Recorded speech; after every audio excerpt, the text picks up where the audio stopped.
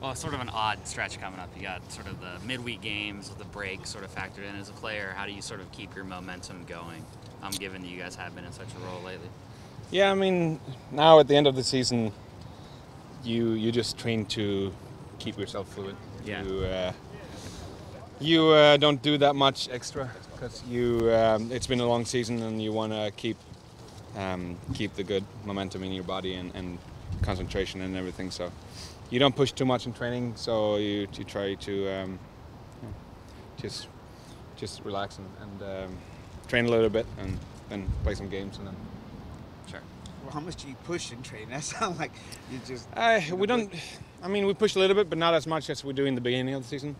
Like I said, it's been a long season, so you don't want to get any injuries now in the end of the season.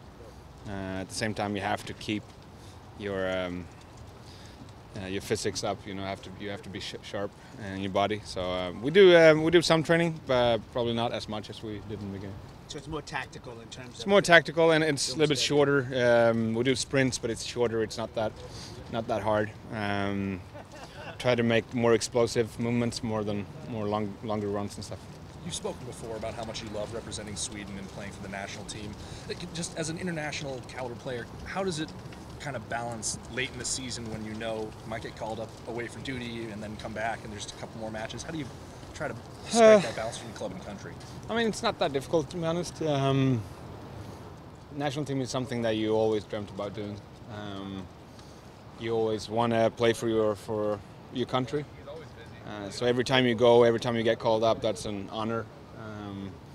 But then at the same time, coming back after national team, it's just nice to come back to all your friends and everything here at Sounders and Starfire.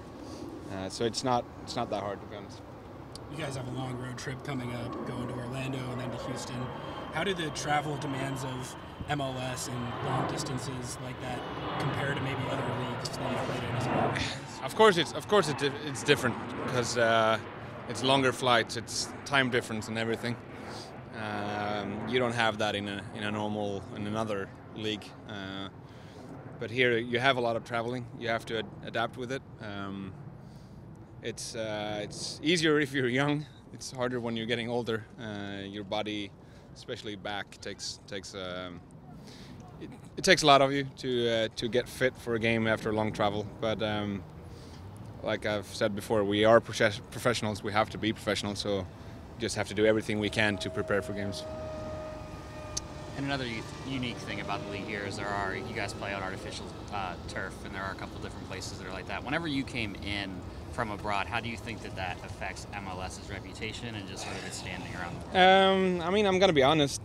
I don't think anyone likes turf. It's not grass. It's something different. Turf is okay to play on if it's wet.